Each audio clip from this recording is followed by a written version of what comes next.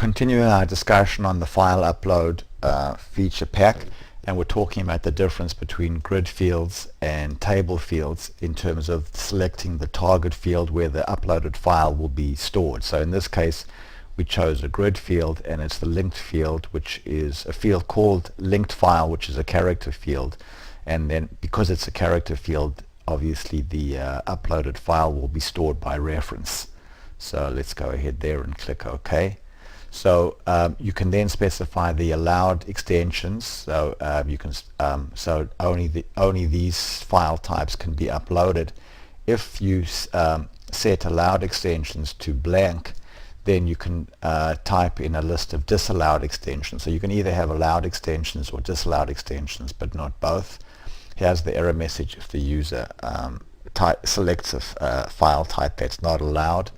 After the file has been uploaded, if you're uploading to a character field, you can then specify the folder where the uploaded file will be stored. You can specify an action if the uploaded file already exists in the upload folder. You can either overwrite or rename. Then the transformation expression determines what actually gets stored in the field in the grid. And of course, if you look here, you'll see that what we stored in the grid was just customer list.pdf. So we stored a short file name, a relative file name. We didn't store the fully qualified file name. And the reason that we did is because we defined our transformation expression as just being short file name.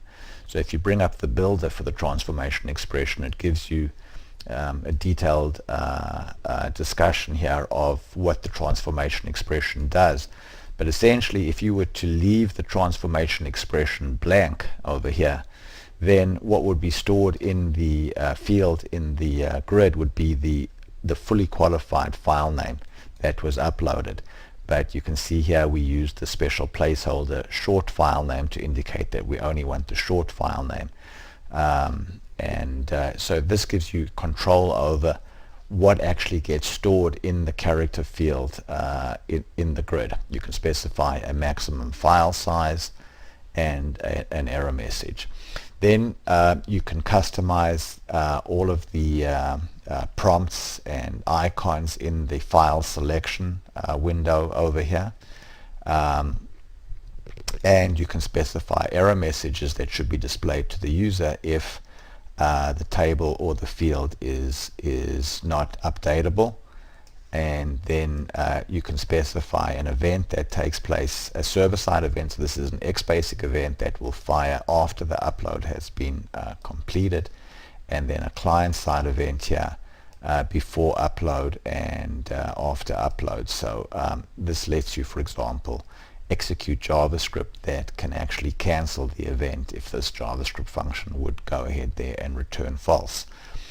You can see here that you can also customize the working message. So this is the what is displayed to the user while the files are being uploaded. And if you're uploading a large file or your connection is slow, there may be some delay in uploading the file. So some of these prompts here appear because we're uploading to a character field. So we're going to be linking the file. But let's go now and take a look at the prompts that appear when you are uploading to a binary field, in which case you're going to be embedding the file. So let's go back here to edit this action. And you can see here that we're uploading, in this case, to a table field called embedded file, which is a BLOB field, a binary field. Because we're uploading to a binary field, we have two additional fields that we can specify.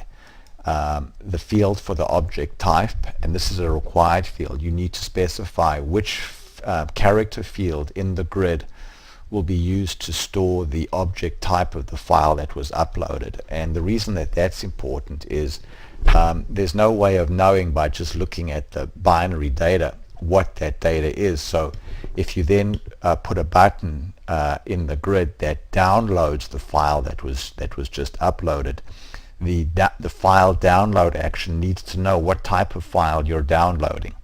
So let's pause now and pick it up in the next video.